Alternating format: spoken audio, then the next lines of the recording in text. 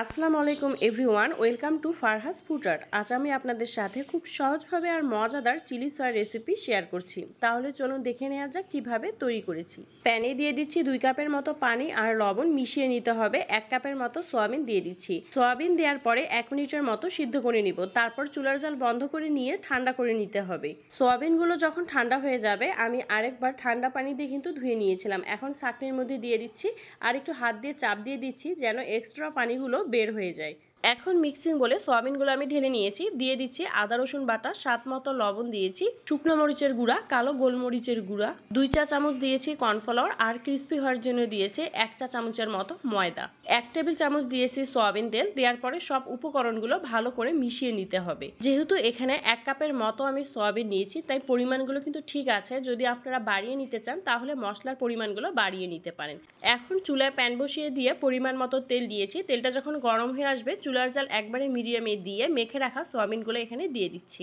এক পাশে ভাজা হয়ে গেলে আরেক পাশ উল্টিয়ে দিচ্ছি। এভাবে দুপাশে কিন্তু ভালো করে ভেজে নিতে হবে। ভেজে নেওয়া হয়ে গেলে এখন এই সয়াবিনগুলো আমি তুলে নিচ্ছি। চুলার জাল মিডিয়ামে রেখে প্যান বসিয়ে দিয়েছি পরিমাণ মতো তেল আর একটা রসুন কুচি করে কেটে নিয়েছিলাম সেটা এখানে দিয়ে দিচ্ছি। 3 থেকে 4 মিনিটের মতো ভেজে নিব।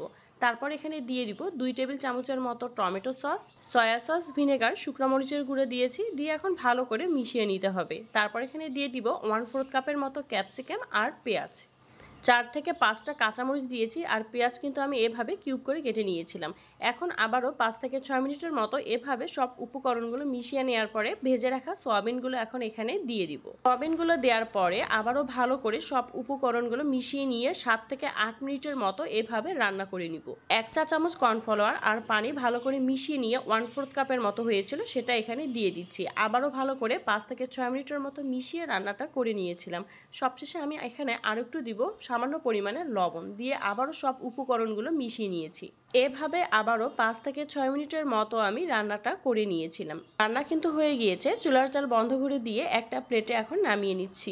এই তো তৈরি হয়ে গেল অনেক মজাদার চিলি সয়া রেসিপি। তৈরি করা কিন্তু খুবই সহজ আর খেতেও কিন্তু অনেক মজার। বাসায় তৈরি করে দেখবেন, আপনাদের কাছেও কিন্তু ভালো লাগবে। আর রেসিপিটি ভালো লেগে থাকলে আমার ফেসবুক পেজ বা ইউটিউব চ্যানেলটি সাবস্ক্রাইব করে দিবেন। আল্লাহ হাফেজ।